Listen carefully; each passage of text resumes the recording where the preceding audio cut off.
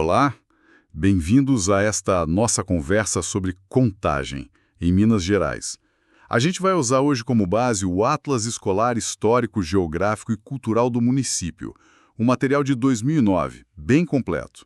Ele traz muita coisa sobre as raízes, o presente dessa cidade, que é, assim, bem complexa. E a nossa ideia é justamente fuçar nesse material, tirar o que tem de mais importante, talvez até de surpreendente. Exatamente. Contagem é um caso muito interessante, né? Cheio de contrastes. Você vê lado a lado a herança colonial, agropastoril e, de repente, uma industrialização assim avassaladora. E um crescimento urbano que, como o próprio Atlas mostra, cria umas tensões, sabe, com a preservação da história, do ambiente. Entender essas camadas é o desafio. Legal. Então, vamos começar do começo mesmo, as origens.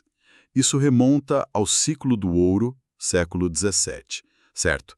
Minas Gerais naquela efervescência toda, estradas se abrindo e a coroa portuguesa, claro, querendo controlar o que entrava e saía da área de mineração. Correto. E é aí que surge o tal Registro das Abóboras. Era um posto fiscal mesmo da coroa, na comarca do Rio das Velhas. O Atlas até traz uns documentos, tipo Guias de Imposto sobre Gado, de 1717, que falam desse posto. Então, a origem do nome Contagem vem daí. Era onde se fazia a contagem das mercadorias, do gado, das pessoas escravizadas que passavam. Mas o que eu acho curioso, e o Atlas explora isso bem, é que esse posto fiscal oficial, o Registro das Abóboras, ele meio que não vingou como cidade, né? Teve até um viajante, o Richard Burton, que passou por lá no século XIX e descreveu o lugar como desolado. Esse é um ponto fundamental. Na prática, é como se tivessem surgido duas contagens ali quase ao mesmo tempo. Uma era esse posto fiscal, uma coisa imposta pela coroa, que não criou raízes urbanas de fato. A outra, que realmente deu certo, foi a povoação de São Gonçalo da Contagem das Abóboras. Essa nasceu mais organicamente, assim, em volta de uma capela para São Gonçalo, um pouquinho longe do posto, e essa sim, tocada pelos moradores, desenvolveu comércio, agricultura, pecuária e deu origem à Contagem sede. Entendi. E essa parte das abóboras no nome, o Atlas menciona umas teorias, né? Tem a lenda de uma família abóboras. Sim, mas sem muita prova documental, né? É mais uma história contada. E a outra ideia, que parece até meio pitoresca, é que contavam abóboras mesmo. Tipo, era um alimento comum, que os viajantes plantavam no caminho. Isso faz sentido. Olha, a teoria da contagem das abóboras não é absurda, era um mantimento básico nas viagens longas da época. Mas a versão mais, digamos, consolidada por causa dos documentos é a da contagem das mercadorias e do gado no posto fiscal. O interessante é que essa variedade de versões sobre o nome que o Atlas registra já virou parte da identidade local, né? Mostra como a história vai sendo contada, reinterpretada. Faz sentido. Bom, saindo dessas origens, vamos para os séculos XVIII e XIX. A contagem que deu certo, a de São Gonçalo, virou um arraial agropastoril. O Atlas traz uns retratos bem vivos disso, usando inventários antigos. Por exemplo, tem um inventário de 1743, de um tal Manuel Dias Borges. Ele tinha sítio, plantações, uma venda e, olha só, 19 pessoas escravizadas. Já mostra uma economia um pouco mais diversa, né? Exato. E esses inventários são importantíssimos. Eles revelam não só a agricultura de subsistência, mas já um comércio inicial e um ponto crucial, a economia toda baseada na mão de obra escravizada. Os recenseamentos de 1831, 1856 confirmam isso. Tinha fazendeiros, vários tipos de artesãos, comerciantes e uma população escravizada bem grande. Se produzia de tudo um pouco: açúcar, cachaça, fumo, couro e muito algodão. O Atlas fala em centenas de fiandeiras no arraial. Era uma atividade forte. E falando nesse período, não dá para não mergulhar na força da cultura afro-brasileira, que o Atlas também dá bastante destaque. Sem dúvida alguma, é fundamental. Aí entram as irmandades religiosas, como a de Nossa Senhora do Rosário. Elas eram muito mais que só associações religiosas, sabe? Para a população negra, tanto escravizada quanto livre, essas irmandades eram espaços vitais de organização social, de ajuda mútua e principalmente de preservação cultural, de resistência mesmo. Dentro delas, eles conseguiam manter e adaptar rituais de matriz africana, misturando com o catolicismo popular da época. É aí que se encaixa a história da comunidade dos Arturos, né? Um exemplo vivo disso que você está falando. O Atlas menciona eles, descendentes de Arthur Camilo Silvério e Carmelinda Maria Silva. Eles são reconhecidos hoje como guardiões dessas tradições. O primeiro estatuto da Irmandade do Rosário deles, segundo o Atlas, é de 1888. É muito antigo. Os Arturos são, assim, a expressão máxima dessa história em Contagem. As festas deles, como a de Nossa Senhora do Rosário em outubro, são eventos culturais gigantescos. Mas é importante entender que o congado, o candomblé, o batuque, esses nomes se referem a diferentes manifestações culturais e religiosas afro-brasileiras, com dança, música, rituais próprios. Não é só folclore. São atos de memória, de conexão espiritual com os antepassados, de afirmação de identidade. Uma resistência cultural que sobreviveu por séculos. É muito potente. E essa presença forte não fica só nos Arturos, certo? O Atlas aponta que existem outros grupos de congado importantes, como os siriacos, por exemplo, além de terreiros de umbanda, candomblé e também grupos de capoeira, especialmente Angola, que é a mais tradicional. Isso mostra como essa herança é profunda e diversa na Contagem de hoje. Exatamente.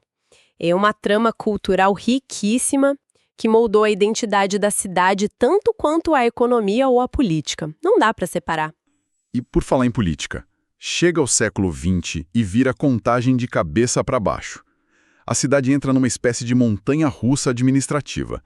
Ora tá ligada a Sabará, depois vai para Esmeraldas, aí se emancipa em 1911, depois perde a autonomia para Betim em 1938 e só recupera em 1948. Uma instabilidade tremenda. Essa perda de autonomia em 1938 não foi por acaso, não. Está totalmente ligada ao grande projeto de industrialização de Minas Gerais, que estava começando na época, liderado pelo Benedito Valadares. Contagem foi escolhida a dedo, estrategicamente. Era perto das ferrovias, das futuras rodovias, tinha matéria-prima por perto e, claro, tinha a questão de não querer poluir Belo Horizonte, que era para ser a cidade-jardim. O Atlas até levanta umas histórias de bastidores sobre isso. Tem gente que diz que a perda da autonomia foi meio que uma vingança política, ou então a manobra para facilitar a desapropriação das terras para ficar mais barato para as fábricas. Verdade ou não, já mostra que a chegada da indústria não foi um processo tranquilo, né? Foi tenso. Sem dúvida. Foi um processo imposto de cima para baixo, e aí nasce a cidade industrial, que o nome oficial era Distrito Industrial Coronel Juventino Dias, criada por decreto em 1941. Um projeto bem característico do Estado Novo. E tem aquela história engraçada que o Atlas resgata sobre o desenho da cidade industrial, aquele traçado hexagonal. Dizem que foi inspirado no mapa de Canberra, capital da Austrália, que o Israel Pinheiro viu numa enciclopédia e copiou. Uma anedota que mostra um pouco o improviso, mas também a escala da ambição do projeto. É uma história ótima. E as primeiras gigantes a se instalar foram a Italcimentos, a Companhia Industrial de Estamparia, a Magnesita. Elas deram o pontapé inicial. Mas essa ambição toda teve um preço alto, né? A industrialização foi muito rápida, atraiu milhares e milhares de imigrantes, só que gerou um crescimento urbano completamente caótico. Exatamente. Os bairros operários foram surgindo no entorno da cidade industrial sem nenhum planejamento, sem infraestrutura básica. Água, esgoto, transporte precário. Isso criou uma segregação social e espacial muito forte. O Atlas usa uma palavra interessante. Diz que isso criou uma certa fragilidade na relação desses novos moradores com a cidade. Fragilidade? No sentido de... Falta de pertencimento, de conexão com a cidade como um todo, é isso? Isso mesmo. Muitos vieram só pelo emprego na fábrica, não tinham laços anteriores com a Contagem mais antiga, a Contagem sede. E essa expansão descontrolada também começou a pressionar o pouco que restava do patrimônio histórico e ambiental.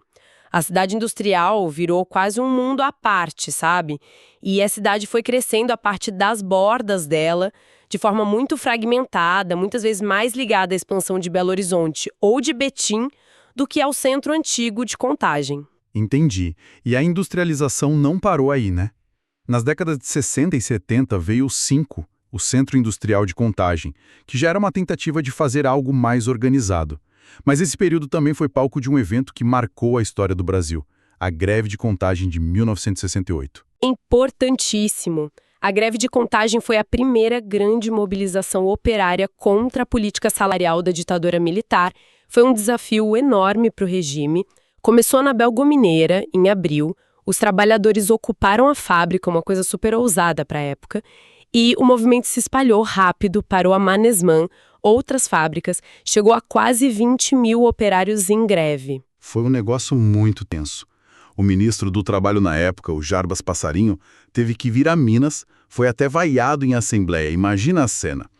Eles conseguiram um reajuste de 10%, que na prática era uma vitória simbólica contra o arroxo salarial, mesmo não sendo tudo o que pediam. Sim, foi uma vitória importante naquele contexto, mas a repressão veio logo depois, e veio forte. A polícia militar ocupou a cidade industrial, o sindicato sofreu intervenção, teve uma segunda onda da greve em julho, mas aí ela foi duramente reprimida. Mesmo assim, a greve de 68 ficou marcada na história. Foi um sinal da força desse novo proletariado industrial que tinha se formado ali em Contagem.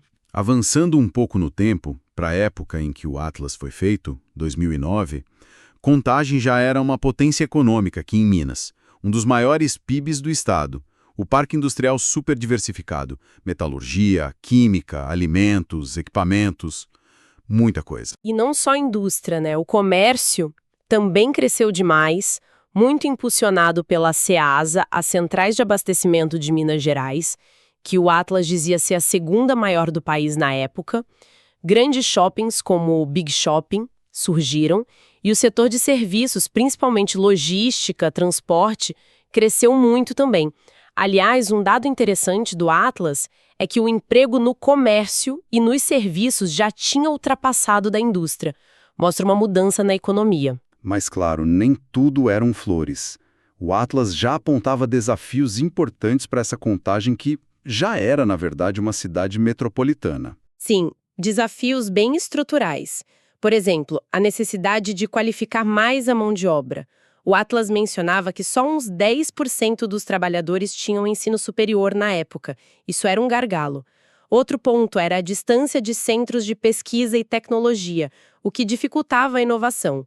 Problemas de segurança em algumas áreas industriais mais antigas e, principalmente, a urgência de modernizar a infraestrutura, tanto a urbana dos bairros quanto a dos próprios distritos industriais, como a cidade industrial, que já estava envelhecida. Isso era crucial para a cidade manter a competitividade, porque outros polos industriais estavam surgindo na região metropolitana. Então, tentando amarrar tudo isso que a gente viu, com base no Atlas, é uma jornada e tanto, né? Contagem que saiu de um simples posto fiscal lá no período colonial. Passou por ser um arraial, com raízes afro-brasileiras fortíssimas. Sofreu uma transformação radical, quase violenta, com a industrialização. E chegou ao século XXI como essa metrópole vibrante, cheia de dinamismo econômico, mas carregando as marcas, as cicatrizes e os desafios desse crescimento tão rápido e muitas vezes desordenado. É essa tensão constante entre o passado e o presente, entre a tradição e a modernidade que parece definir a cidade, né? Perfeito, acho que essa é a síntese. E olhando para essa trajetória toda, desde aquela dualidade inicial das duas contagens, passando pela riqueza cultural que resiste, como a dos Arturos e tantos outros grupos, até os dilemas da gestão metropolitana, o Atlas, ao se propor a ser um instrumento para entender a cidade, acaba nos deixando como uma questão bem de fundo, né? Como uma cidade com origens tão diferentes e que cresceu de forma tão fragmentada, pode construir um sentimento de pertencimento que seja comum a todos seus habitantes. É. como equilibrar a necessidade de preservar suas muitas memórias, o patrimônio histórico que sobrou, a riqueza imaterial da cultura afro-brasileira, com as demandas de um futuro que precisa ser economicamente competitivo, mas também socialmente justo e ambientalmente sustentável. Exatamente. Essa busca por uma identidade que consiga ser coesa apesar da diversidade e por um modelo de desenvolvimento que integre todas essas partes, respeitando o passado e olhando para o futuro. Esse parece ser o grande desafio contínuo de Contagem. Fica aí a reflexão para quem nos ouve.